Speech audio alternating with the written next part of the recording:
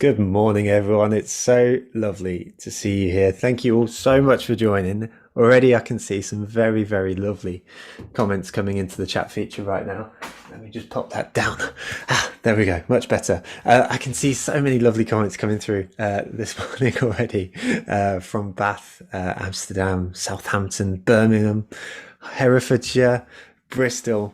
Honestly, it's so wicked to have you here. Thank you so much for taking the time. I can see already, as I say, these chat messages coming through. So this morning, usually I set you two challenges, but I want to see if people have been listening this morning. So I want to first of all ask in the chat feature, can anyone remember what the two challenges I usually set in each morning are? Yes, Pearl's already got it. So the first one is from Pearl, who says about the chat feature. So this is really, really important. The Marketing Meetup is a special place, and it's a special place precisely because people come, they chat, they look after each other, and keep it buzzing, exactly as Wendy says in the chat right now. So please do keep the chat feature buzzing throughout the duration of today's session. It makes the world a difference, particularly in a session like today, which is a Q&A. So we've got plenty of time to sort of react, chat, and make this session a really collaborative, co-created experience. As Hannah says in the chat feature right now, change your settings, not just to hosts and panelists, but to everyone. And the way you do that is you go into your chat feature and you click in and you'll see a toggle. And if that toggle presently says to everyone, then you're doing the right thing. If it says to hosts and panelists, then only Louisa and I can see that. And that's fine, but actually it would be much better if the rest of the community could see it. So please do keep that chat feature buzzing and set to everyone. I love that Simon also knows the rest of the patter with the sponsors as well. Thank you very much. The second challenge I usually set is to share your biggest takeaway on social media after today's session. It's how we grow the community. I can see the chat feature and it's making me laugh. Sorry. Please do share on social afterwards. It's how we grow the community. It's how we keep the conversation going, and we can have a lot of fun. Next one, if those two challenges are settled using the chat feature throughout the duration and sharing on social media, then let me introduce Louisa. So today we have Louisa Holbrook, who's the head of sustainability at Brompton Bicycle, which is pretty bloody cool. Today, I've been actually really excited about this one, specifically because earlier this year I had the chance to chat with Louisa. And we set up while we were setting up this event. And I learned so much in 45 minutes that I couldn't help but look forward to doing it again.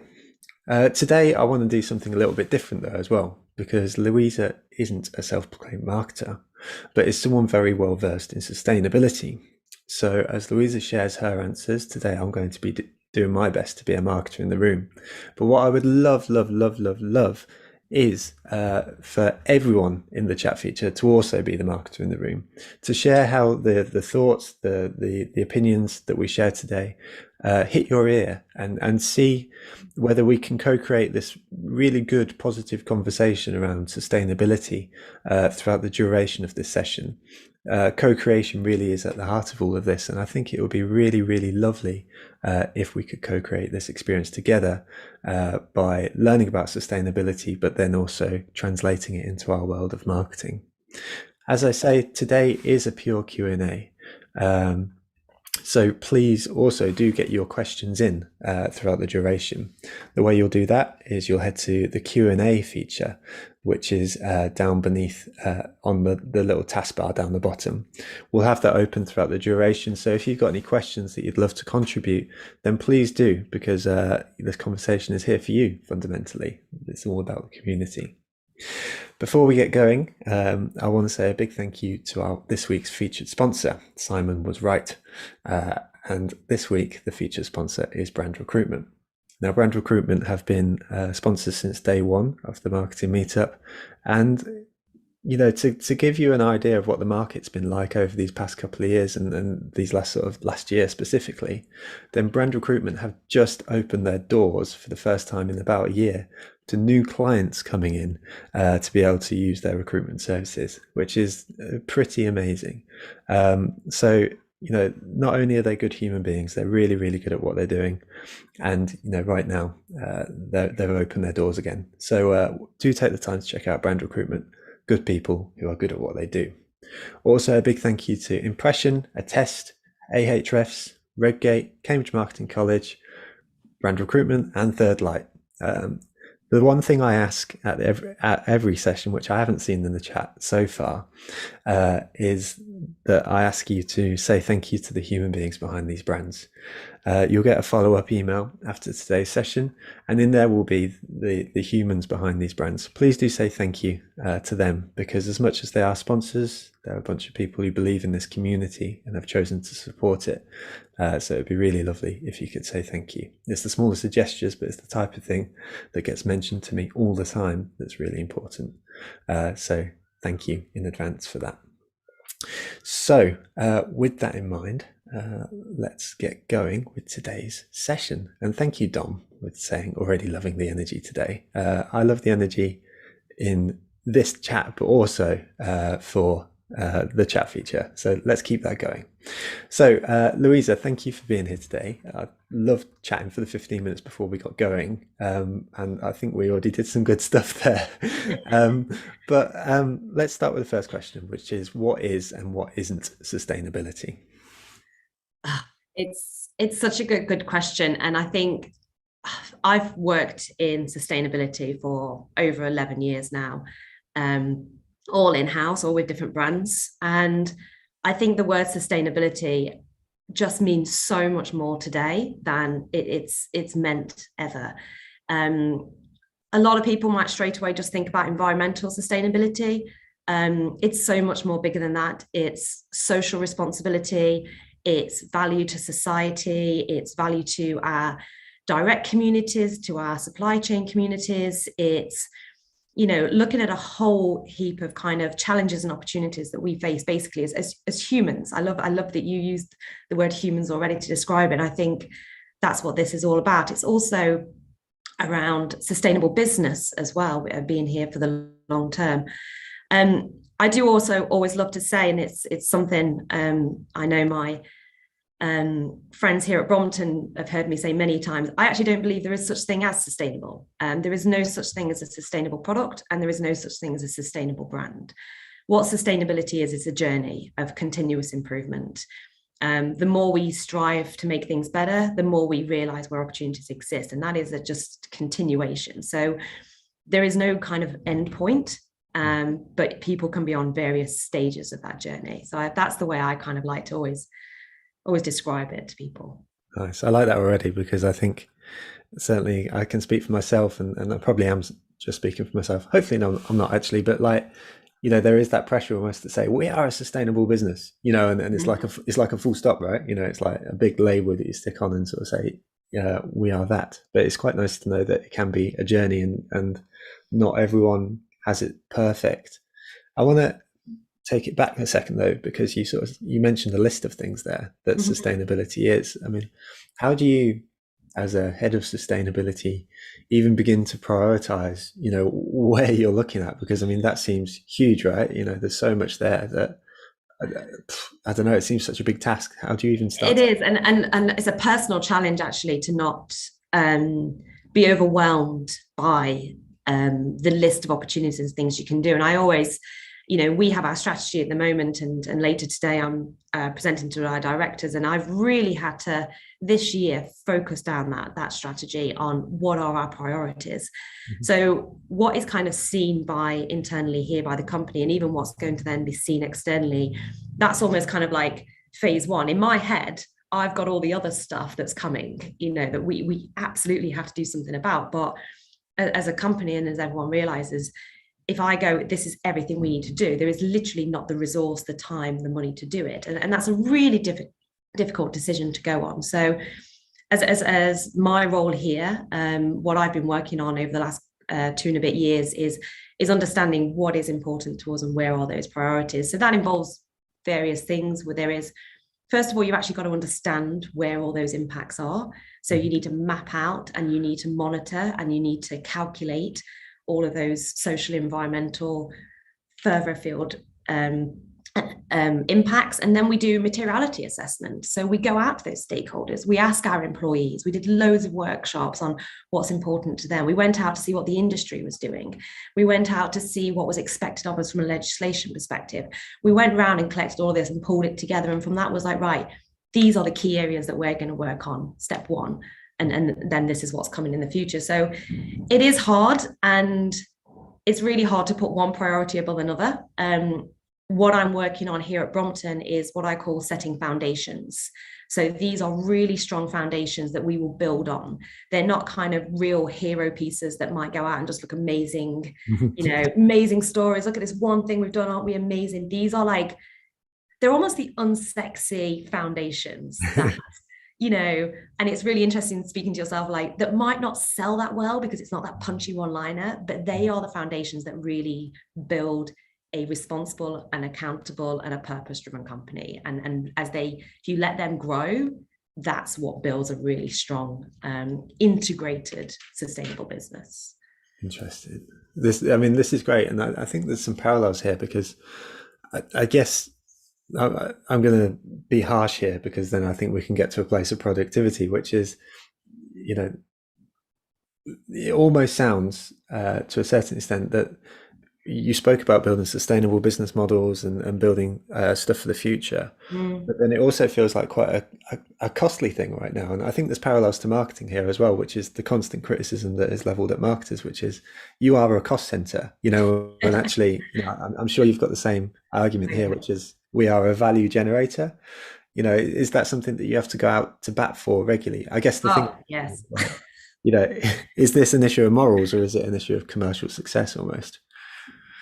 It's so interesting, and our former head of marketing here, we both used to have to sit down together and have this constant, like, oh my god, how are you proving value? Because I need to prove value, so how are you doing it? Financially try and do that, because as a business, we still speak so loudly in financial terms, and actually one of the mission that I'm on is actually trying to, alongside financial value, actually show value creation through other kind of metrics as well. And that's a journey we need to go on. But it's absolutely true, as a sustainability department, you do look like someone who's potentially going to cost money. There is elements of the work I do that saves money, and saves a lot of money. There's a lot of work we're doing at the moment on waste and efficiency, and that, for a manufacturer, that saves huge amounts of money. But from an environmental perspective, we're definitely making grounds in resource waste and things like that.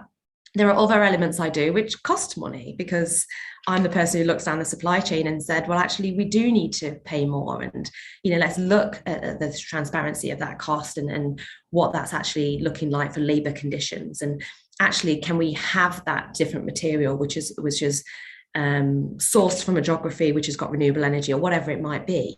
So I'm a bit of a balancing act. And actually, I do spend a lot of my time almost going, okay, I've saved some money over here. Can I almost move this money over here and then do that? I have to negotiate that. And I think it's interesting you ask about, I think all businesses at the moment are feeling the pinch financially. And it does put pressure on departments like ours to really stand up. But I think the world is such that sustainability, responsibility, however you kind of want to phrase it, this isn't a nice to have. This is a license to operate as a business. And if you start just putting it down to one side, when the going gets tough, it's going to come up and bite you, because actually this is what builds resilience and creates loyalty and all of those things that you need to go forward. So it is really important, but it's a battle to kind of to really bring that to light.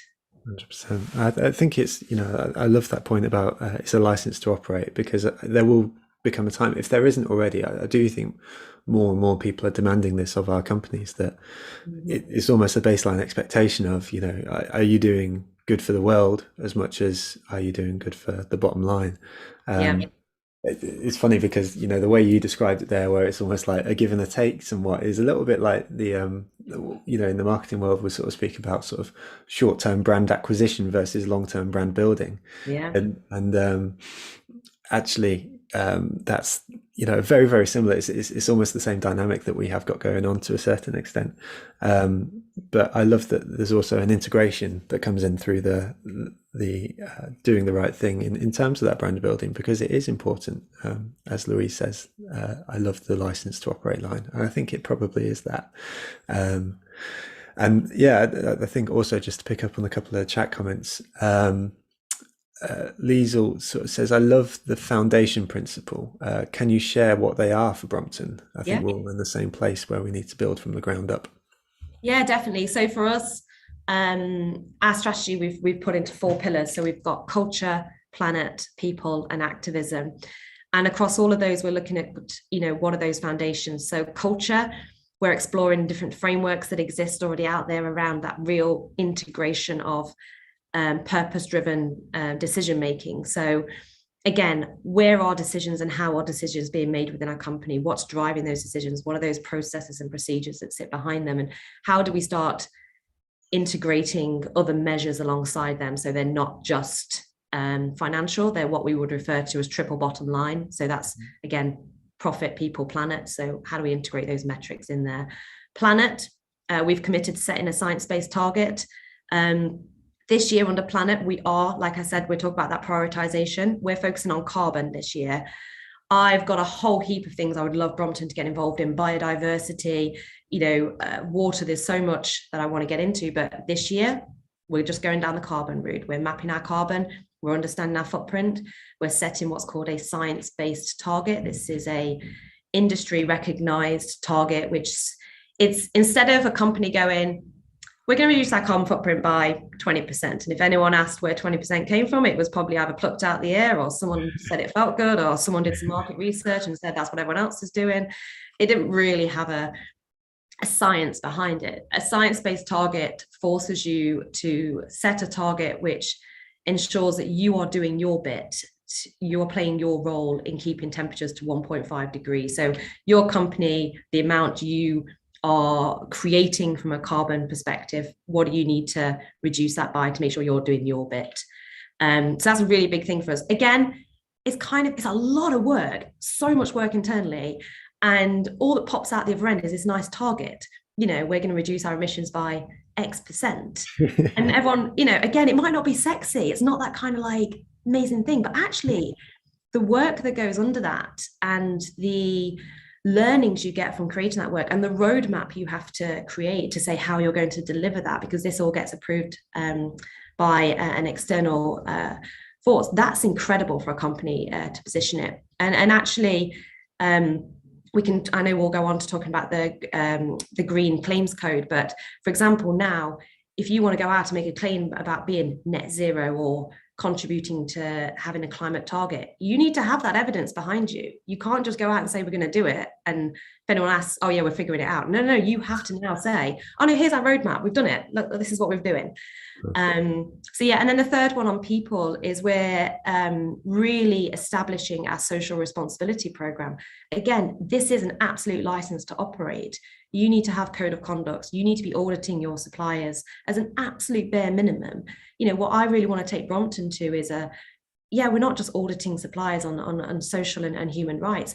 I want to get us to a place where we're like, that's basic. We've done that. Everyone ticks that box. We need to be getting to the place where it's like, we're actually addressing issues, known issues in the countries we're sourcing from. So maybe that's migrant labor, modern slavery, minimum wage. How do we collectively probably work with the wider industry? That's the place I want to get us to. That's the real amazing stuff. But to get there, basic foundations need to be in. We need a code of conduct. We need to audit. We need to engage our suppliers. So they're the kind of foundations that we're driving through the business at the moment. Incredible. There's a question here from Simon that sort of loops into what you said just at the end there, which was about the code of conduct, the audit, and the third one, which has now escaped me, but I'm excited, so I'm going to ask it anyway. And Simon says, as a small business owner, and I probably mean micro, what are the low-hanging fruits that we can start to take action on? So it sounded like you listed 3 right there. So code of conduct audit. What's the last one? Sorry, just so I've got it written down. I can't remember actually now. It's in the recording. It'll be in the recording. But having code of conduct, for example, is an amazing way for small micro businesses to start. And they really don't have to be like huge documents and in-depth documents. And for example, if you're talking about if you're a small company, for example, who's purchasing and wants to know, have a code of conduct related to supply human rights, go check out ETI. That's the Ethical Trading Initiative. Their code of conduct is the one that everyone uses. So literally you copy and paste and you are aligned with the industry. But even just having a kind of, this is my code of ethics as a company, it can literally be 6 bullet points that you stand by. That's your first kind of positioning. This is what I want, this is what I agree with, and this is what I don't agree with. Like, it starts the ball rolling type thing on that. So and it almost gets your own head straight as you and your company. What do you want? What do you stand for? I think it's a great place to start from. Well, it sounds like it's the right kind of conversations. It's funny when you mentioned the ETI there and copying and pasting, because I'm pretty sure that's what everyone did. Oh, yeah. Privacy policies and GDPR 3 years ago. So there's a question here from John in the chat. We're being a little bit naughty because I appear to be taking questions from the chat as well as the Q&A today. Best placed in the Q&A, it should be said, but I think it's a good question from John, so I'm going to take it anyway. Because it loops into a little bit what you're speaking about with the culture stuff as well. So making decision making about more than just the money. And John says it's okay to have a code of conduct, but how do you get people behind it and sort of bringing it life and making it real? I think that's and that's the hardest part, honestly. I joke, I say copy and paste because I actually do think some people almost think the development of a code of conduct is this amazing milestone. We've got it and we've got it on our website and we can point people to it. I mean, great, amazing, great first step, as we said, but that is literally your first step. And the hardest bit is actually the implementation of it. And, we're kind of just starting that journey here at Brompton. We are sharing that code of conduct out with our suppliers. And then we are engaging our suppliers. Have you received it? Do you have any feedback? We're now in the process of working with an external consultancy to actually run training sessions on our own code of conduct with our suppliers, so actually get them to come to the training sessions and understand what it is we're asking in it. But not only that, the value to their business of operating and aligning with our code of conduct. So we talk about employee retention and all of those kind of things which are really value to business. We share that and say, well, actually, if you do pay living wages and you do operate in this way and you do support unions and all this kind of stuff, this is the kind of resilience piece. So that's almost the first step. And then you've got to go out and actually assess suppliers. And then when you understand what their gaps are between how they operate in your code of conduct, and you absolutely will find gaps, I will say that now to everyone, and that's nothing to be afraid of. That's that is the fear. And I can remember when I first started doing this at Brompton, I think everyone was a bit like, oh my God, what are you going to go find? And I said to them, you will find stuff. It's absolutely inevitable, and not just overseas, in this country. And we did. And then you look at continuous improvement programs, and we worked with the suppliers and we explained to them, why blocking that fire exit with all of those boxes, is a hazard and all this kind of things. And they got it and they improved. And they've learned something, and you're spreading and you're learning and you're growing. And that is the hard part. And I will absolutely admit that does need time and resource. And if you can't do that yourself, it probably needs an external company to support that. So we go back to that initial question of being a cost. That is a cost to the company, and it's hard. And I do appreciate that there's a lot of companies who go, we just can't do that. But I think it's about prioritizing and actually saying, well, we have to. And maybe you just start, you say, this year we're going to go to our 5 key suppliers. That's it. And we're just going to go work with them. Fine. At least you're doing something and you're moving that forward. I mean, I'm a team of 2 here at Brompton. I was a team of 1 for 2 years. I came from a large luxury fashion company. I was a team of 30. That's, I know the difference. And even in that team of 30, they were still, they still hadn't nailed it. They were still going out to suppliers and pushing this. So it's just a growing thing. But I do think you have to, the excuse of we just don't have time and resource. I think you do have to then sit down and go, okay, well, we have to do something. So what is that one thing we're going to do this year? And just do that one thing and then take that step forward. Nice. I think there's versions of it that exist, even if you don't, if you have a team of 2, a team of 30, or a team of, 1 in the company, like we are. And it's probably, asking those questions, right? So even if you can't audit your supply, you can ask the question when you're sourcing, I don't know, the conference materials or whatever, that you got a list of questions, which is, where do you get your stuff from? Is this... completely. Yeah, you just start with simple, and you don't even have to know the answers yourself. Like, honestly, bluffing from your side is amazing. You can, you'll learn from them. And actually, it's more powerful to not be almost knowledgeable about what the answer might be yourself, because the most powerful question is why or how.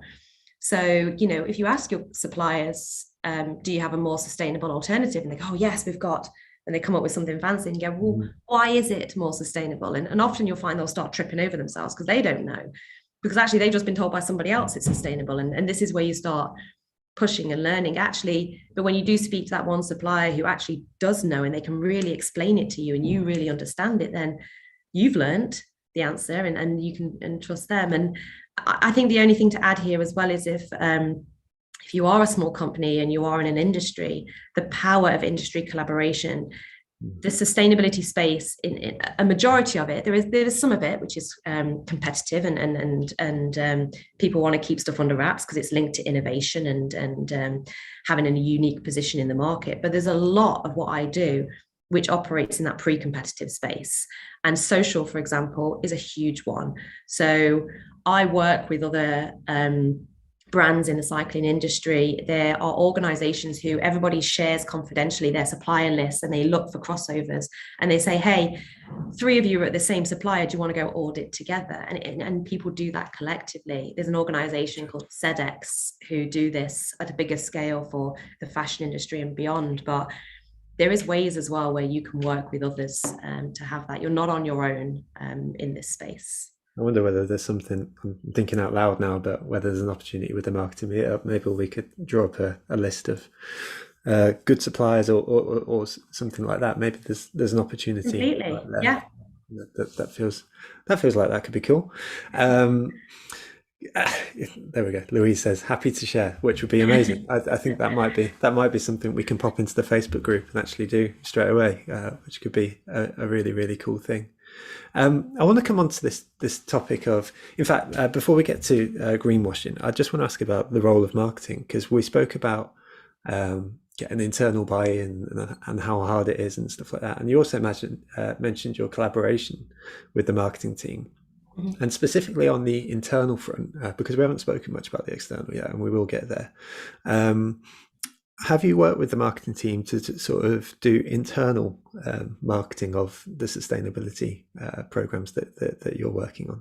Yeah, I mean, I know we spoke about this just before we came online, and I mentioned that I've learned so much from our marketing team here. Like, I'm very lucky in that the marketing team here at Brompton are just an incredible group of individuals. They are just passionate individuals, creative individuals, but also such open-minded individuals who want to work cross-functionally, but also want to kind of share their learning. So I've learned so much from them, the power of language. Our copywriter in particular, we've had a really close relationship over the last few months, and we've been working, for example, we're developing our sustainability web pages, and it's been a really interesting mix, because I almost dump onto her like almost everything in my head, all the science, everything that you need to know. And I'm like, and it could just be as simple as recycled content of a poly bag, but I will tell you everything you need to know about this recycled content and the pros and the cons, and it's great because of this, but it's not great because of this. And then she has the hard job of taking this and summarizing it and putting it into a language that you can say. And what she's done is she's worked with me on our internal comms campaign, which we are going to launch very soon. And again, she, bless her, she just has to listen to me as she goes on out, just like, blah, like, here's everything that I think the company needs to know. And we really talked about embedding sustainability and how it's everyone's job. And we've come up with this campaign, sustainability is not a department, that she really helped us through in this. We've got some real fun ideas about how we almost like, there's 800 jobs going in the sustainability department. That's how many staff we have Nice. at Brompton, and we're recruiting. It's this whole fun way of how do we engage people to say that yes, we have a sustainability person, but that doesn't mean I deliver sustainability. It's the roles of everyone, and it's been amazing that she took my almost more practical, logical view of this is how we need to embed it, and really framed it in a way that was, this is how the audience can receive it, and this is how we can really make it tangible. So I'm very lucky that we have that connection, and I've learned a lot as well. And actually, it's made me rethink even how I deliver things internally as well, and hopefully get my message in a little bit more out of my science, very deep in sustainability. I am a carbon geek, I am that person. So how do I pull myself out of that and present it in a way that's going to be received a lot better? Nice. I wouldn't for a second imply that this is you, but my wife is a scientist, and she got told off the other day for not having enough words on the slide, and so like it was bonkers.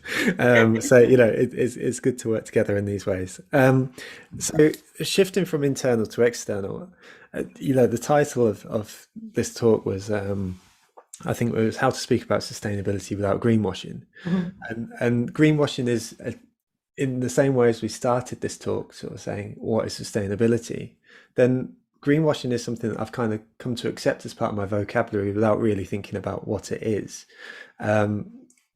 Do you have something in your mind where you're like, okay, this is what greenwashing is? And certainly in our last chat as well, you also brought up another term which I can't remember, which was almost like the opposite of greenwashing. I might be setting you up for. No, I think I mentioned it was one that someone said to me, green blushing. Green blushing, right? I also heard one the other day of green hushing as well. We're having a whole new vocabulary of how you're talking about or not talking about. Amazing. So, I mean, when someone says greenwashing or green blushing, what comes to mind for you? What we're speaking about here? I think that the one word that I think describes all of them is transparency and real authenticity around what you're saying. So greenwashing, I'm sure there's a real definition out there, and my definition is claims that are being made that are misleading the consumer in some way. So that might be, for example, that the claim you might be making could be absolutely factually correct, but the way you're making it or the absence of other information might suggest that it's a greater a claim than what it is, or you're really overstating it, or it's potentially not reflective of a majority of your business, for example. I mean, some classic examples that I think really are starting to be addressed now that certain legislation is starting to come in around this is things like product claims which claim to be made from recycled ocean plastic, whereas actually if you go look at the small print, it's 5% of the material, and then it's therefore only 5% of the outer material and doesn't include any linings or whatever it might be. And if things like that, that statement, if you as a consumer read that, you'd be like, great, the whole product, majority of the product, whereas it's not. So that's where you are pulling out factually correct. There is 5% of that which has come from a source of recycled material, hopefully taken out of the ocean, but that's another conversation. That's correct, but it's not reflective of the you've left out the key information around what percentage that makes there. So yes, that's greenwashing.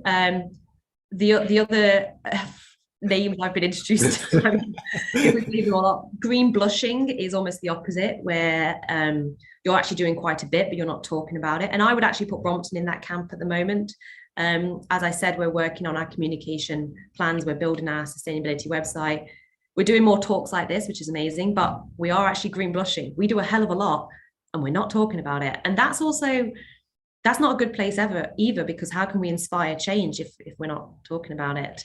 And the other one I heard the other day, green hushing, was this concept around the fear of saying something and being seen as greenwashing is then hushing people. They don't want to say anything because they're scared of what they're going to, of how people are going to perceive it. So a whole spectrum at the moment of these kind of feelings around how to talk about it.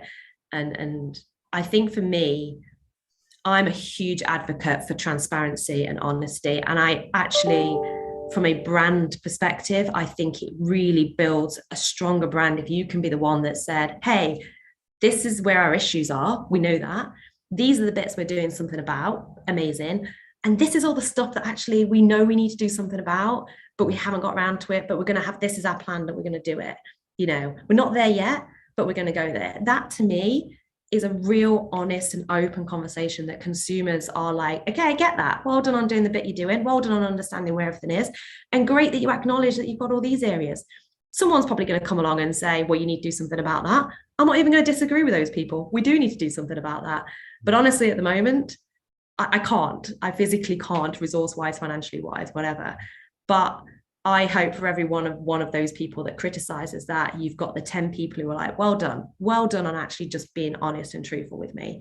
And I'll continue to support that, and I'll watch your journey, and I'll like to see that communication continue. I think, to me, transparency and honesty is the only way forward in this space, rather than one hit wonder claims that you think are going to sell something. It's consumers see right through that now. Yeah. I love that. We've got Jade saying in capital letters, completely agree. And it's so funny because we were speaking about it before, and I think greenwashing was not one that we'd spoken about before, but it's so true, and on so many issues as well. Sometimes I think the phrase I used earlier was, sometimes it feels like you can do wrong for trying to do right. Sometimes that fear is a difficult thing, but I think in a way you've managed to sort of summarize the whole conversation in such a lovely way, because you sort of said it's important to have these conversations because that's how we make change. And I love that, because it feels really, really important.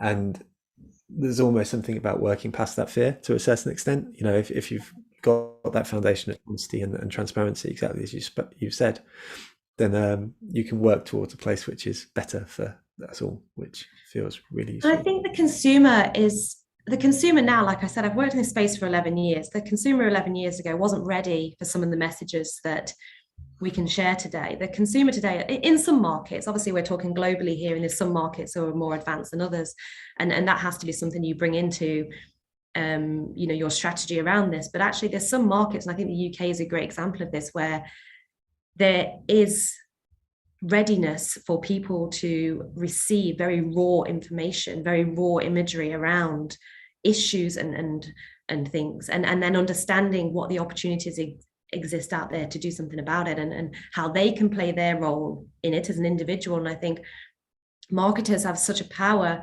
not just to sell product, but to inform positive change. And I think that's something I share with the whole community here today, that we mentioned it on when we were talking, like, it's a superpower that, like, I reference I don't have. Like, it's the power to change behaviors is such an incredible skill set that all of you in the community have, that actually using that to inspire positive change in people's everyday behaviors, not just necessarily what they're buying or the services they're receiving, that's really powerful. And you can do that alongside commercial success of a business. And I think that's really where individually you can really have your stamp and your purpose in this space, because I think the world's ready for receiving information about where issues exist and what people can do about them. And I think you guys have the power to get out there and share that with everyone. What a rallying cry. Go. Go forth and speak sustainability. we got the emojis coming through in the chat feature right now. So I love this. Something you said there, it sort of triggered off something else that we were speaking before in the pre-chat, which was about consumption, though. And this feels like you described it as the elephant in the room. And, yep. Big elephant. Yeah. So could you speak to that? Because I think, we kind of got into it, and I was like, wow, this feels important, and it's not really something I've considered as part of the whole sustainability picture. For me at the moment, it's almost the most important thing if we talk about sustainability. Making products, I speak very product focused, mainly because I've always worked in product focused companies, but it's making products out of more sustainable materials. Brilliant, great, making products that can be recycled. Brilliant, great. All great steps forward. The biggest problem we have on this planet today is consumption and the use of our resources. Earth Day, which is the day of the year where we've used up the resources that we should have consumed in a year, is getting earlier and earlier. I think it was like, I don't quote me wrong, it was like August or July or something like that. Past that point, we are consuming resources beyond what the planet can give us.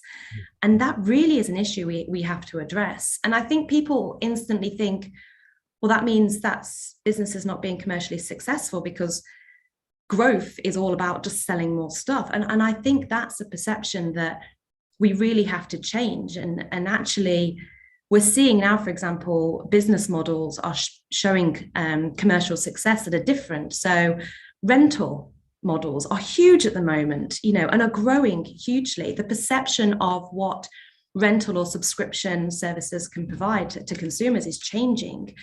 There's loads of research out there that's suggesting that consumers aren't really interested in potentially ownership. They just want the services. I just want a phone that's going to give me everything I want and is the latest one, and then 2 years later I want to give it back and have another one. Even we're looking at it for bikes. Instead of owning a Brompton, you just want the service a Brompton can offer you. I want a bike that I can use to commute and I can fold up and stuff like that, and I want it to keep working. We have a subscription offer now where you subscribe, you have your Brompton. If it breaks down, we'll take it back. We'll give you a replacement one while we fix it. And what you're paying for is the service it's offering you. We control and maintain ownership of that product. Because we can maintain ownership of that product, we extend its life because we are the ones that are doing repairs and maintenance on it. And when it does reach the end of the life, we own the product here at Brompton. So we bring it back, and we can actually recycle 98% of a Brompton if we can control that process. Our consumers can't do that, but we can do it. So, and that business model is proven to be a successful business model, and we're seeing growth in that space. So I think products as a service, as they are known, is a really growing area. And I think, as again, coming back to the power of you guys, you are that lens, that inside outside lens into the business, and seeing these trends and seeing other companies be successful with these trends, share that information back in and say, hey, we don't have to just sell more stuff. If your targets are literally like, we're just going to sell more, or we're going to increase the margin, or whatever it might be, it's a very narrow-minded view to business. Like, let's think bigger. Resilient businesses are not built on, we're just going to sell more stuff to more people.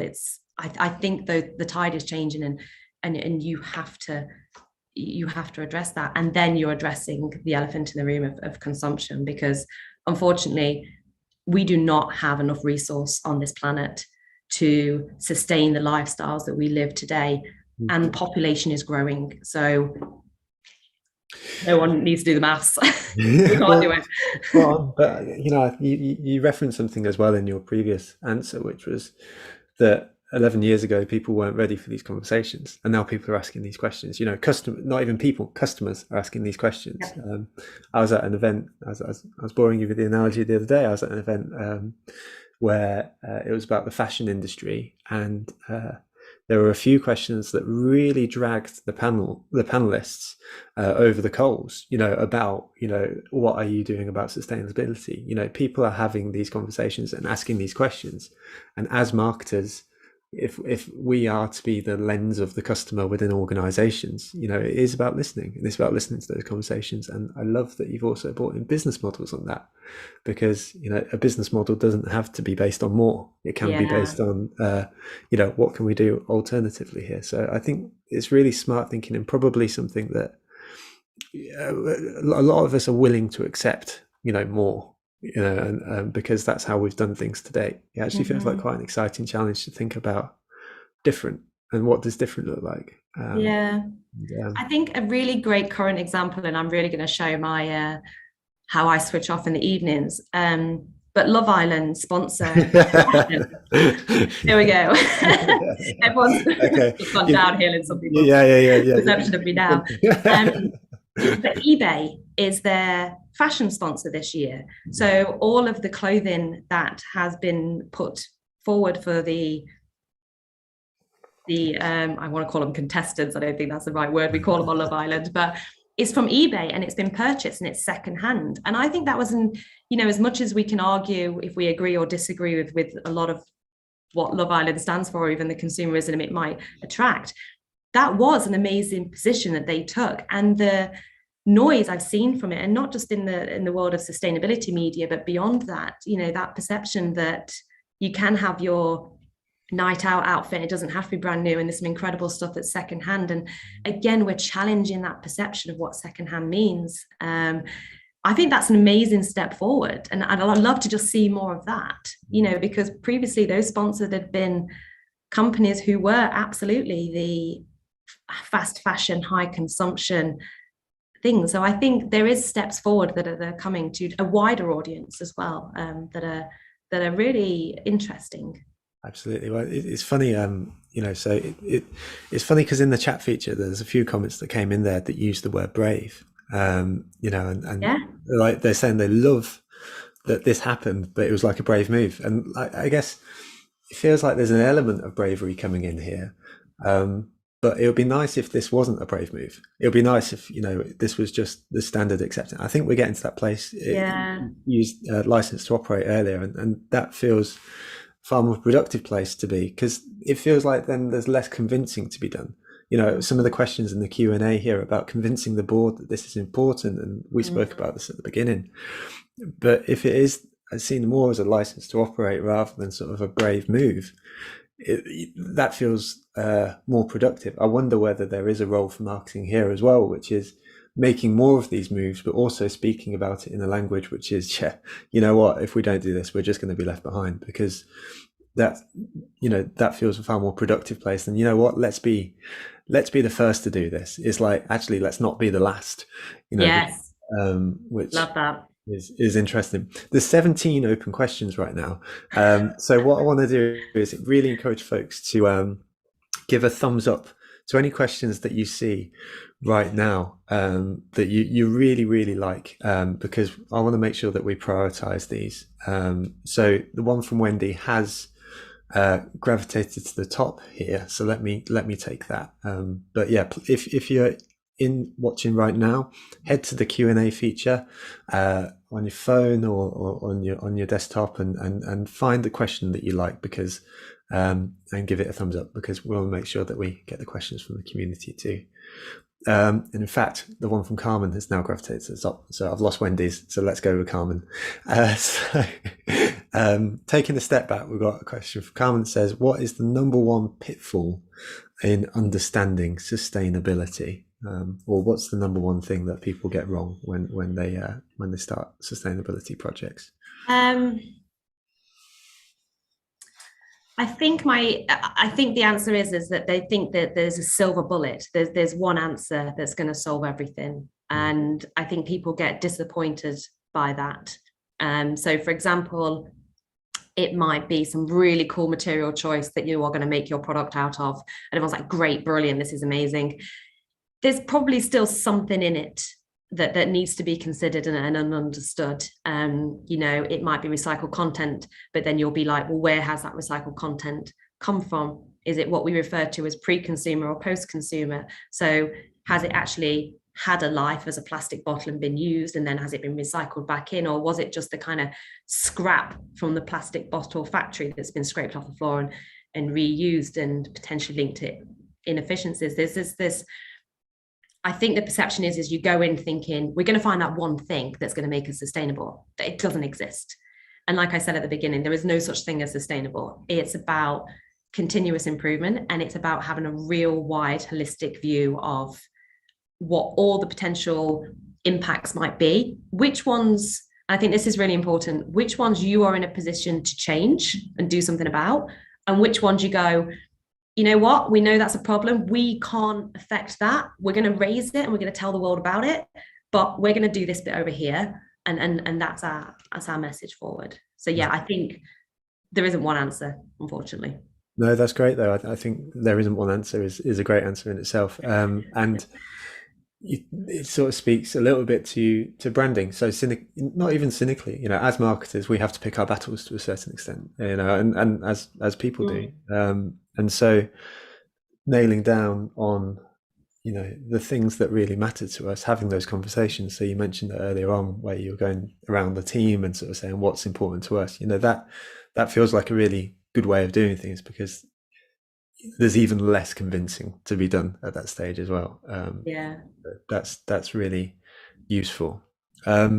This is sort of like the rapid fire 8 minutes, so I will sort of ping pong all over the place here. I need to warn you.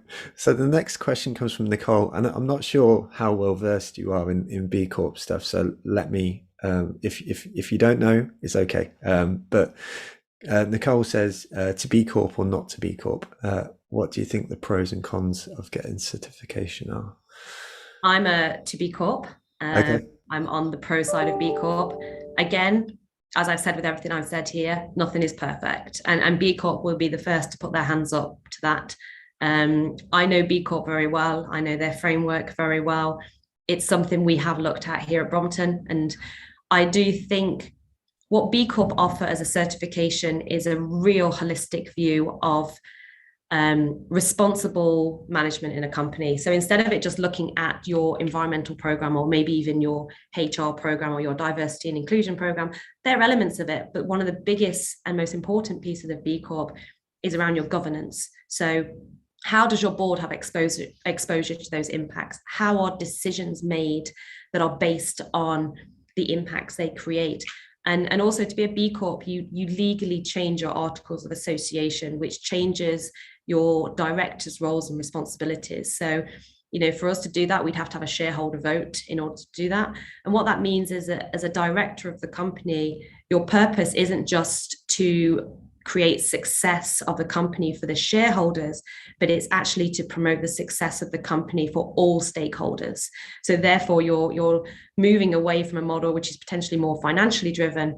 I just need to make money and the shareholders are happy, to be like, what are my impacts on those stakeholders? Your stakeholders being your customers, your employees, your communities, your suppliers. So for me, those who really are B Corps and really embed it properly into them, they are purpose-driven companies. B Corp, I think, had themselves their feathers ruffled a bit recently, and the certification is being strengthened. They realize that, and they also now have a bigger responsibility to ensure that those who are B Corps act in the way that the B Corp community would see. And if I'm honest, the B Corp community is probably one of the harshest communities. If you're a B Corp and you mess up, that community comes after you. Oh, really? So, because it gives you a bad name too. So yeah, That's really interesting. We're going through the process right now at the marketing meetup. Sorry, the world's largest fly has just decided to enter my room, so I'm just hoping that's not being picked up by the mic. We're going through the process right now of trying to become a B Corp with the marketing meetup, and it's a long thing. But I think one of the things that we've learned so far is it's a B Corp community fly, Nicole says. One of the things that we did right from the off is they've got an impact assessment on their website, which sort of just takes you through what you're doing right now, and highlights areas for improvement, and sort of says, you get 0 points on this at that point. And at that point, you can kind of go, actually, you know what, that feels quite important. So I think there's something to be said for, even if you don't want to become a B Corp, just going through the impact assessment on their website and just sort of going, actually, you know what, there's something here which I didn't even know existed, but actually does feel quite important.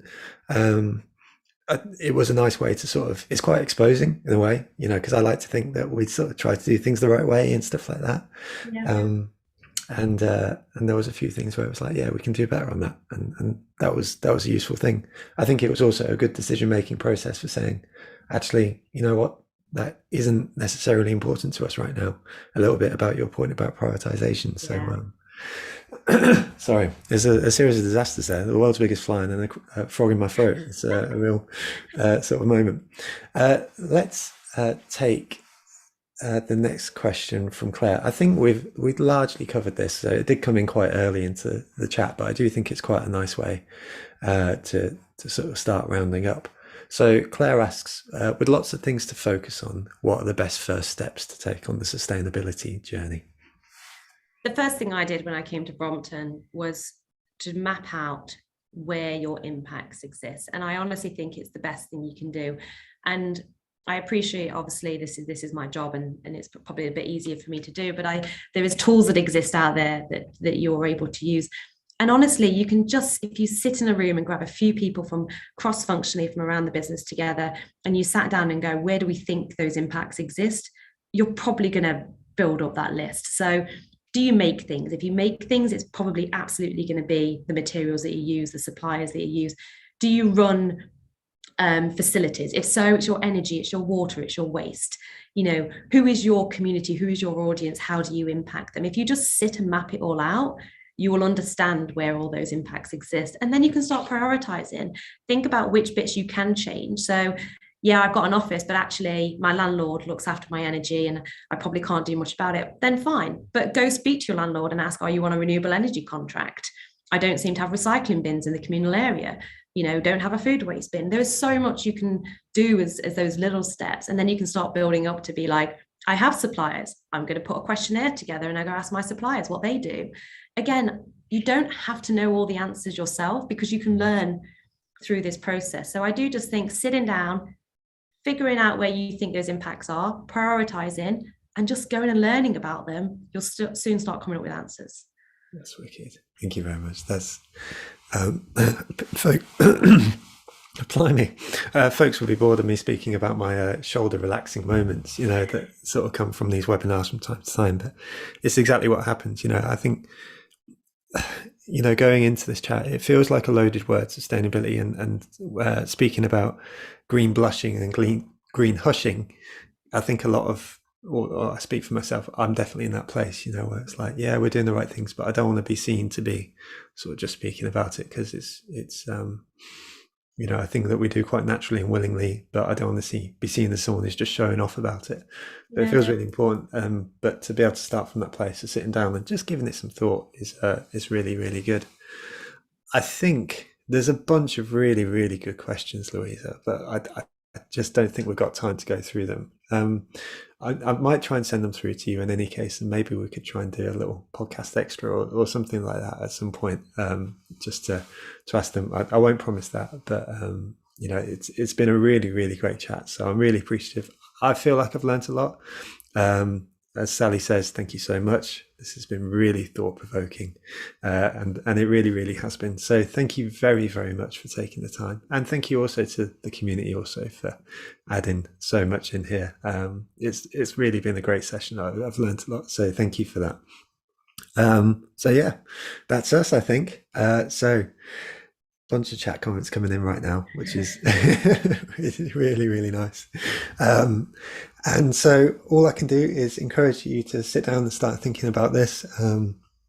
It feels really, really important. And I think today, hopefully we've given you some first steps. Today will be available as a recording and podcast afterwards. And I'd love to see you next Tuesday as well, for our next session, as well as if any of you are around in any of our in-person locations, it would be wicked to catch up to. So Louisa, thank you so much for taking the time today. No, thank you. It's been amazing to be here. And I know I mentioned to you before that this is a community that I haven't had much exposure to. So I actually do really say to everyone, if everyone wants to connect with me as well on LinkedIn, I'd actually love to see what stuff you're sharing and you can see what stuff I'm sharing. And I think there's a real opportunity there for shared learnings between that. I'd absolutely love that. So that would be my call out to everyone as well. Amazing. We'll share your profile in the follow-up email then, so you can get a deluge of folks connecting, hopefully, right now and beyond. Thank you so much, everyone, for making this a really great session. Hope to see you next Tuesday. Please do say a big thank you to our sponsors. That's my one big ask, and also share on social media your big learning from today. We'll see you next Tuesday. Thank you very much, everyone, and take care. Thanks, Louisa. Thank you. Thank you, everyone.